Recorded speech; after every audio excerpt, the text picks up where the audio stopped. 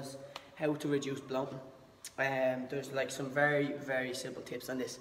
Number one would be just be wary of what foods you're taking on board, and a lot of people actually don't pay attention to what foods they take in, and they don't actually know if certain foods bloat them or don't bloat them because they don't pay attention to it. And a lot of people are constantly bloated. It seems to be normal these days, but it's actually not, and you shouldn't be bloated. So a couple of very simple things are: make sure you're having foods that agree with you. You know, if you feel a little bit shit after a certain food, or you feel a little bit tired after a certain food, or you feel like an upset stomach, I would eliminate it straight away.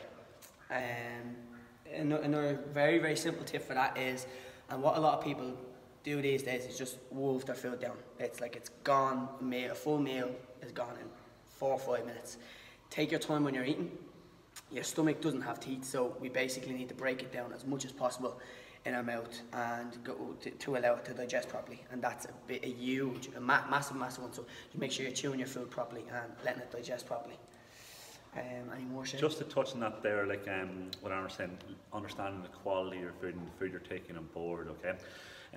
But a key area that this would often come up with, say afternoons, people having a big heavy lunch, and say you have a chicken fillet roll and you feel quite bloated after that there. But as Aaron said, people think that's just the norm. Well, it's not really the norm. It's like, what is that chicken fillet roll actually doing to you? Is that bread having a sort of a negative effect? Is even the chicken and the crappy batter and stuff like that that's surrounded having a negative effect?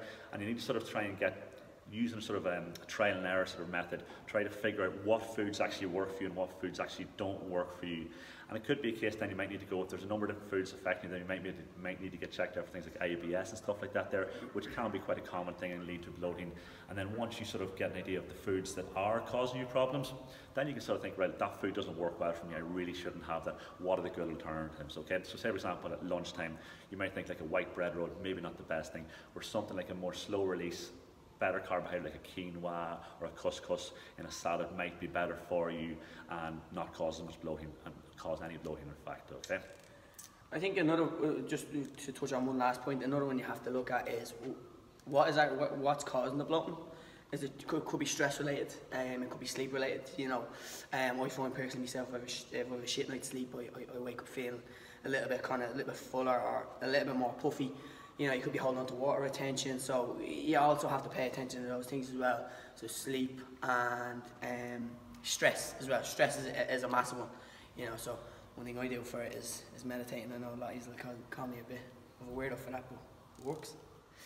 Just on that there, guys, just to finish before we go on to our next topic, the idea of meditation seems quite out there, radical for a lot of people, but you wouldn't believe the positive mental effects that you would have on things like meditating, getting yourself away from social media.